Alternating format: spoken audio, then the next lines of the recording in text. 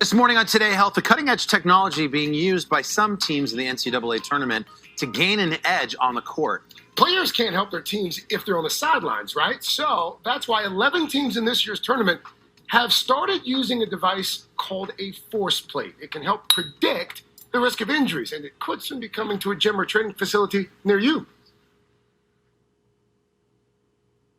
March Madness, it's filled with insane action with battles back and forth on the hardwood. It takes a lot to win a national championship. Villanova has won 2 of the last 3 this season. As they prepared for their games, they used the force plate from Sparta Science. It's all about physics. It's measuring how you produce force and absorb forces in your body. Boom, you're stuck out of the body. John Shackleton is the team's performance coach. And while the force plate is just one part of the team's training program, it could be an important part. To demonstrate, we get an assist from Daryl Reynolds, who helped Villanova win a national title in 2016. Daryl, get on.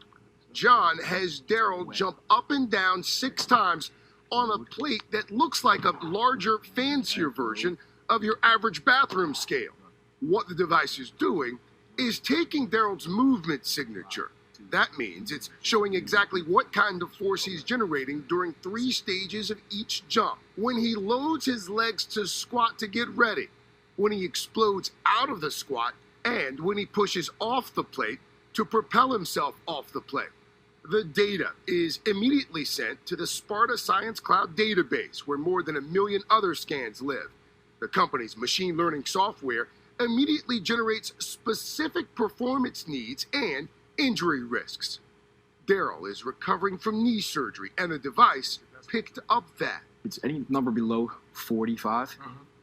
It's considered a risk for injury. So right now he's an ACL risk being that low.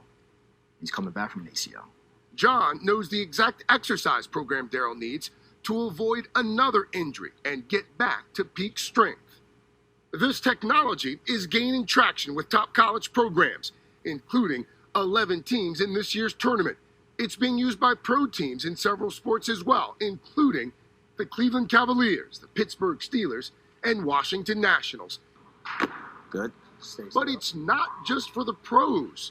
The force plate has found its way to youth sports as well. We found it at the Parisi Speed School in New Jersey.